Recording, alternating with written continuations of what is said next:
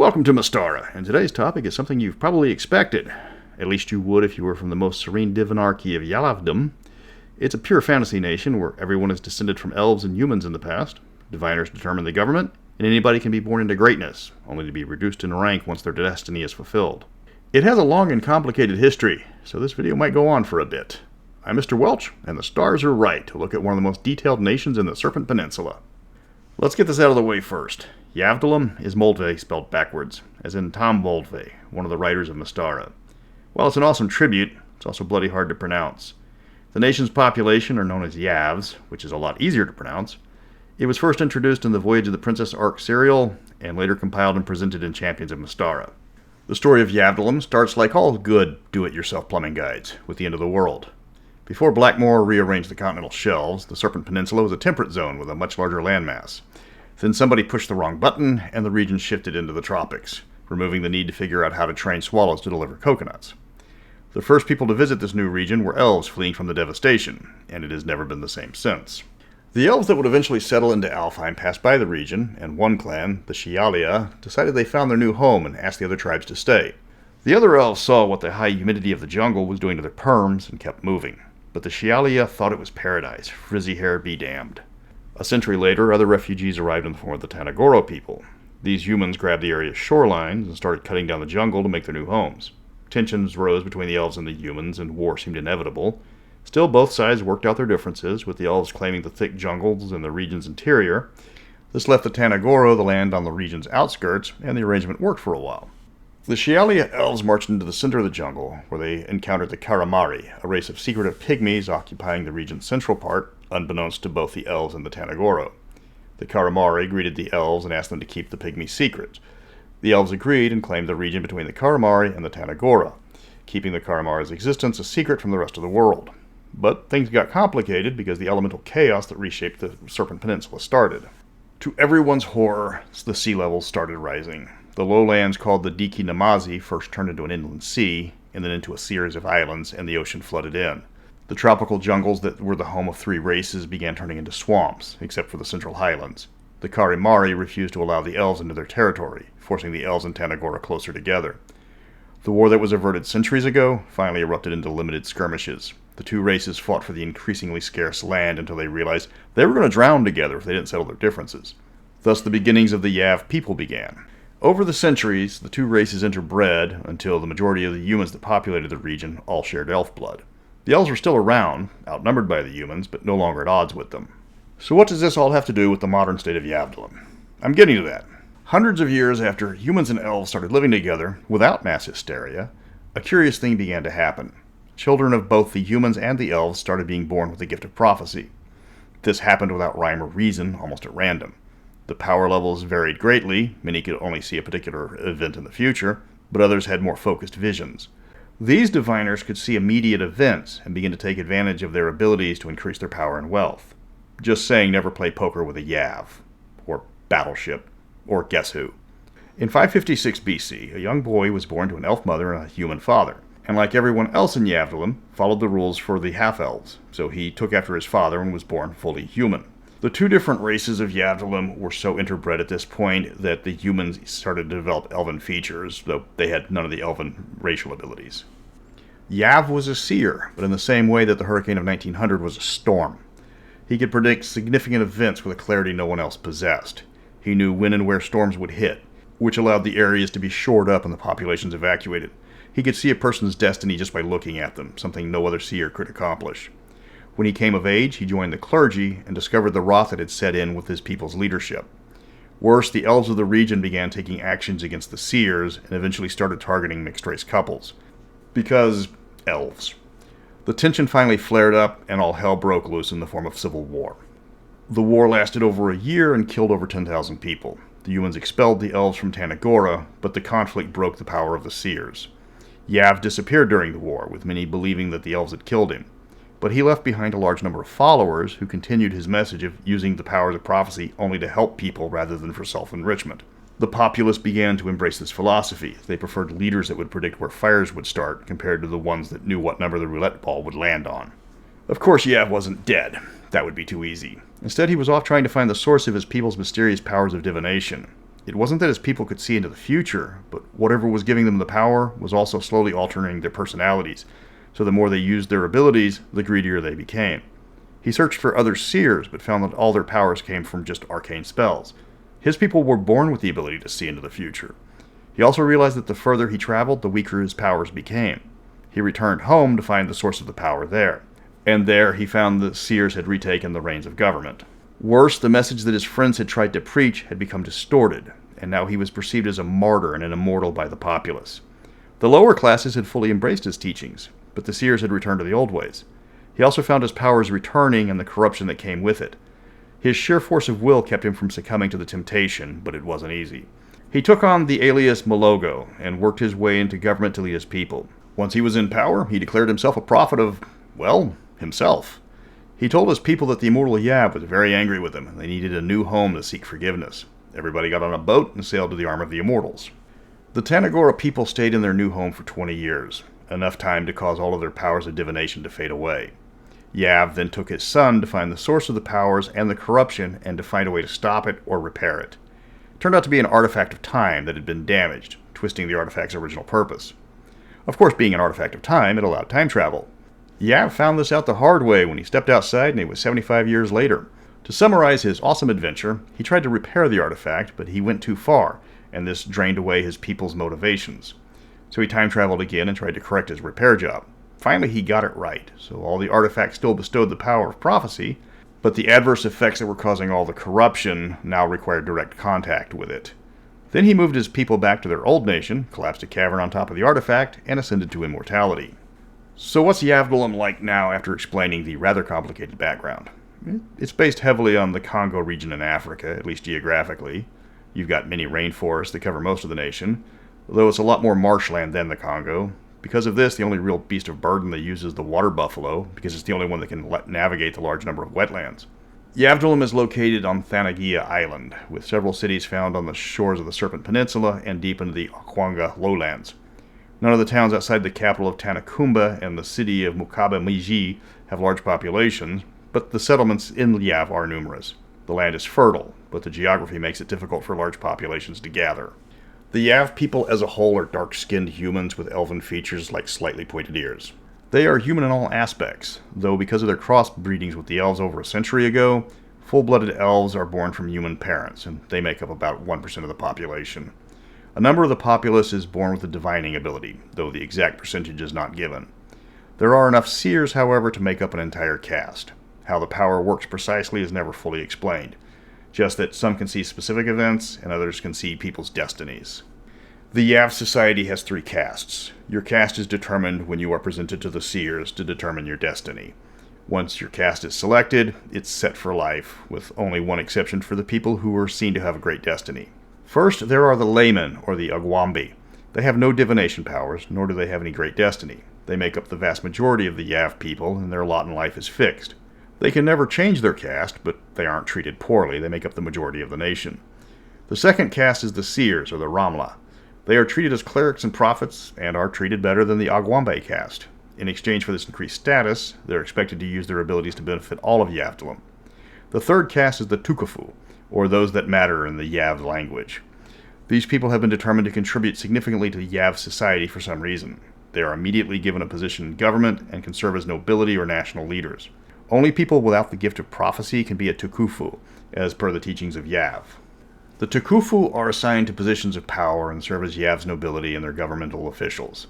The more critical your destiny is, the higher the rank you get.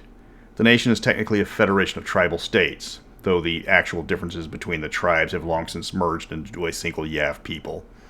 The Federation's leader is called the Makubu, the person deemed to have the most extraordinary destiny in the nation. If their prophecy is fulfilled, or someone with a greater destiny comes along, the current Makubu is removed from office and the next Makubu steps up.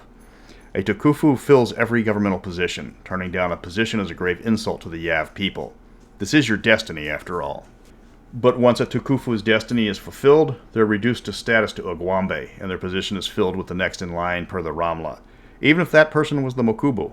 The Ramlas serve Yavdlom depending on their level of divination. The more accurately they can predict, the higher their status becomes. The most potent diviner becomes the head of the Church of Yav, replacing the previous leader even if they aren't dead. Others serve as judges, the only position of governmental authority the Ramlas are allowed to occupy. These judges, or jajis, not only handle disputes and criminal trials, but also use their ability to find new tukafu or replace ones unsuitable for their position. The Ramlas are appointed to their job the same way as other caste members. Unlike different castes, where refusing the call to serve is considered rude, a Ramla that refuses to serve is a criminal. These are called muwasis and are hunted down without mercy. This is because people with the power of prophecy can use it to steal from others or gain unfair advantages in most cases. But the most potent muwasis can see people's destinies and can change the future by harming those that are slated to shape it. The Yavdlom economy is mainly agricultural. They're mineral poor. You can't exactly mine for many things in wetlands, but the sheer amount of crops they grow would make a Hin jealous. The region's swamps are quite fertile and provide far more than the Yav people need for themselves. They also raise the coca plant, which is the only place where it's native. They sell the bean to Minrathad for a king's ransom, where the guilds then double the price and sell it back in the known world. Because they have little in the way of precious metals, they mainly trade with diamonds, one of the few minerals common in the nation. They've also adopted metal coins from other countries to serve as methods of trading with foreigners. Prophecies and destinies dominate the Yav culture. When a significant percentage of the population can predict how successful you will be at any endeavor, from marriage to business to even starting a family, it's hard not to use them. The Yav people adhere to the rulings of the Ramla. If one of them says a couple looking to get married is going to end up badly, the wedding's called off. Because the prophecies are accurate, the nation tends to thrive. Farmers will always plant suitable crops for the upcoming season. Crime is low because of the ease in which major crimes are solved. Business deals are almost always profitable. These readings aren't free, though the Ramla caste is paid directly by the government, so they have little need for money. The Ramla take their earnings from the readings they perform and use them to fund the annual Manafiktu festivals that cycle the money back into the economy. This isn't out of charity, it's required by law. Yavdlom is a major trading hub for many nations, from Slagovich in the west to Minrathad in the east, and various nations and states from Divania. Almost anything is traded, even prophecies are bought by the foreigners, though at a vastly inflated cost compared to what natives are charged. The only commodity that isn't allowed is cinnabril items. While they're common in the region, the Yav recognize them as poisonous outside the savage coast. The Yav merchants export food stocks, exotic woods, diamonds, and housewares, while acquiring luxury goods, metal, and cloth. Cheating on a business deal is almost impossible, because both sides in any large purchase will obtain the services of a Ramla to avoid being defrauded. There are few laws in Yavdlom, as they're mostly not needed. The rules on the books usually only apply to outsiders unfamiliar with the Yav ways. This is partly because jajis can sense major crimes, as strong emotions are easy to predict. Minor crimes still occur, such as petty theft, but finding the criminals is almost assured. Fraud is virtually unheard of because of the use of Ramlas in most contracts. If one party is told their partner will cheat them flat out, the deal is canceled. For those that commit a crime, the sentence is decided by a jaji who will consider all factors. Sentences can be anything from public service for trivial offenses to death for the most heinous crimes. If someone commits a crime out of necessity, such as stealing food, the jaji will often send the offender to the Ramlas for help. Yavdlom has more wealth than it needs, making the government charitable when required. Yavdlom does have a military, but it's never been needed except to repel attacking humanoids from the sea. They have a standing army of 10,000 and a sizable navy, but invading Yavdlom is almost impossible because of the large number of wetlands that comprise most of the nation.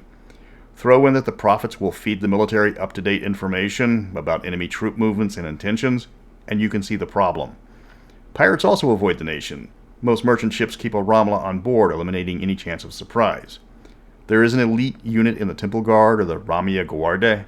These troops guard Yav's temple in Tanakumba and are equipped with magical items, weapons, and armor, as befits the elite regiment. They take their role seriously and are only deployed when the nation is directly threatened. The Yav people are generally content. Being a wealthy trading nation with minor crime helps with their attitude. Yes, the nation is hot, humid, and infested with tropical pests, but they're quite used to it by now. The population celebrates with at least one festival per month, though the actual festivals vary from city to city. These traditions were tied to the ancient tribes before their first immigration. While the exact celebrations differ from city to city in terms of what they actually celebrate, all of them will have a large amount of music, dance, and consumption of alcohol. During these festivals, everyone is welcome, and many traders try to time their arrival to catch at least one celebration. One aspect of Yav culture that many foreigners find strange is a sense that everything is temporary. Divorce is common in Yavdlom. If the couple believes their marriage has run its course, they go their own ways. Remember, all marriages have to be approved by a Ramla. If a potential marriage is seen to be problematic, that it's just not allowed in the first place. Because of that requirement, divorces are almost always amiable. Positions of leadership are vacated once the leader has fulfilled a destiny. No one tries to hold on to office longer than they are allowed. Even attempting to do so is unheard of. The belief system applies to funerals as well. Funerals and burials are done quickly, usually a day after someone's death. Dying is a part of nature. There's no point in getting too upset over it. Bodies are cremated and the ashes are scattered at sea, followed by a feast in their honor. The day after that, the will is read and the estate is divided up. A Ramla will divide it between family members if there's no will. If there's no living heirs, then the Ramla will use the estate for public works. The capital city of Yavdlom is Tanakumba, the second city built in that location. The first city was a giant conch shell turned into a small trading post that the Minarthad traders called Thanopolis. This shell now serves as the temple to Yav. The city is spread out, with most buildings built on stilts or the population living in houseboats. The city consists of 50 small islands, and those contain the only permanent structures. The original city was the first home of the Shialia elves, long before most of the region was claimed by the rising waters. This isn't a secret to the Yav, but more of a curiosity. Most of the elven buildings are long gone, and what does remain is mostly underwater. There is a dangerous section in Tanakumba, that of the Undercity. Most of the ruins lay underwater and were ignored by the citizens above. But there are sections where the older buildings are still above the waterline. These sections lie below the stilt buildings of the Yav, but make for a perfect home of the criminals on the run or the poorest of the poor. No one willingly visits the Undercity. Most people don't even know of its existence. It's not an actual city, but more like pockets of habitable buildings claimed by those who want to avoid the predictions of the Ramla. For outsiders, Yav makes little sense. Their leaders are chosen almost seemingly at random. Their high priestess is in her 70s, while their Mukuba today is barely 16. To the Yav, having such disparities in their leaders is normal. It's always been this way. As long as the Ramlas keep predicting the future correctly and not using their power for themselves, then Yavdlom will prosper. It might not appear logical to those from other nations, but to the Yav, they are happy with their way of life, just as predicted. The actual rules for the prophecies of the Yav are never given any mechanical explanation. The gift of prophecy is tied to geographical proximity to Yavdlom. The further a Ramla gets away from his homeland, the weaker the power becomes until it's lost. That's why you will never find a Yav seer abroad. The loss is never permanent. Returning to Yavdlom immediately restores it. The prophecies are a pure plot hook. The higher a person is in a position of power, the greater their destiny. Their chosen leaders don't even know what is expected of them, just that the Yav will need them in the future. It gives the nation a weird sense of optimism, which can be off-putting. Yavdlom is very much not a typical setting, even for fantasy. There's not a lot of threats to be found here, but there is plenty of adventure. The nation is prosperous and welcoming, but it's also insular at the same time. They have a reason to never leave their borders, but unlike typical isolationist settings, it's not out of prejudice. Yavdlom will seem strange to the players. Their propensity for relying on seers for daily tasks seems odd to visitors. But when these prophecies consistently prove accurate, the players will be forced to work within the rules for once. But if they insist on going the mayhem route, you can always have the town guard already waiting for them to arrive. Next up on Welcome to Mystara, we're taking a good look at one of Mystara's favorite sons, Prince Haldimar of Hakan, the guy with the skyship who kept the Mystara story going after the books stopped coming out. But until then, remember, would I be a soothsayer if I didn't know you needed a soothsayer?